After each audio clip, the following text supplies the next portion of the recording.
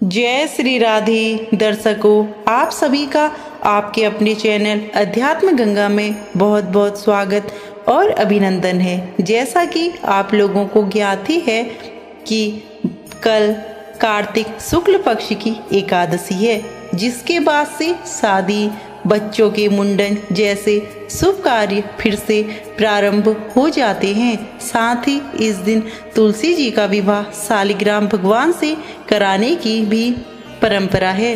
देव उठनी एकादशी पर भगवान विष्णु अपनी योग निद्रा से जगते हैं और अपना कार्यभार फिर से संभाल लेते हैं। ये पर्व कार्तिक शुक्ल पक्ष की एकादशी को आती है, जिसके बाद से शादी, बच्चों के मुंडन जैसे शुभ कार्य फिर से प्रारंभ हो जाते हैं। साथ ही इस दिन तुलसी जी का विवाह शालिग्राम भगवान से कराने की परंपरा है।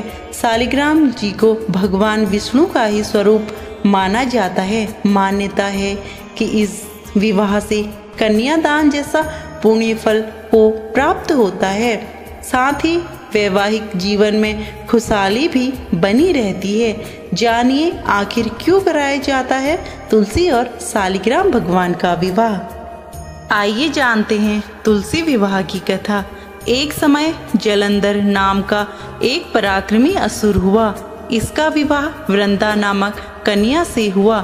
वृंदा भगवान विष्णु की परम भक्ति थी। इसके पतिव्रत धर्म के कारण जलंधर अजय हो गया था। इसने एक युद्ध में भगवान शिव को पराजित कर दिया। अपने अजय होने पर इसे अभिमान हो गया और स्वर्ग की कन्याओं को परेशान करने लगा। दुखी होकर सभी देवता भगवान विष्णु की शरण में गए और जलंधर के आतंक को समाप्त करने की प्रार्थना करने लगे। भगवान विष्णु ने अपनी माया से जलंधर का रूप धारण कर लिया और छल से वृंदा के प्रतिव्रत धर्म को नष्ट कर दिया।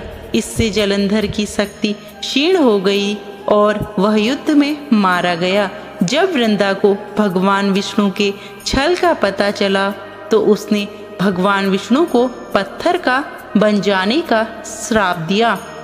देवताओं की प्रार्थना पर वृंदा ने अपना श्राप वापस ले लिया, लेकिन भगवान विष्णु वृंदा के साथ हुए छल के कारण लज्जित थे। अतः वृंदा के श्राप को जीवित रखने के लिए उन्होंने अपना एक रूप पत्थर के रूप में प्रकट किया, जो शालिग्राम कहलाया।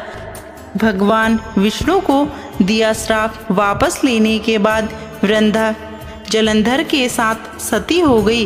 वृंदा के राख से तुलसी का पौधा निकला।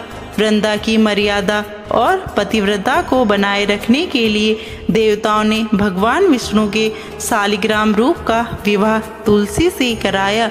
इसी घटना को याद रखने के लिए प्रतिवर्ष कार्तिक शुक्ल एकादशी यानी देव प्रबोधिनी एकादशी के दिन तुलसी का विवाह शालिग्राम के साथ कराया जाता है। शालिग्राम पत्थर गंडकी नदी से प्राप्त होता है।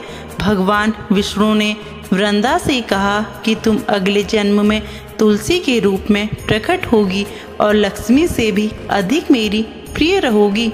तुम्हारा स्थान मेरे शीश पर होगा। मैं तुम्हारे बिना भोजन ग्रहण नहीं करूँगा। यही कारण है कि भगवान विष्णु के प्रसाद में तुलसी अवश्य रखी जाती है। बिना तुलसी के अर्पित किया गया प्रसाद भगवान विष्णु को स्वीकार नहीं होता है।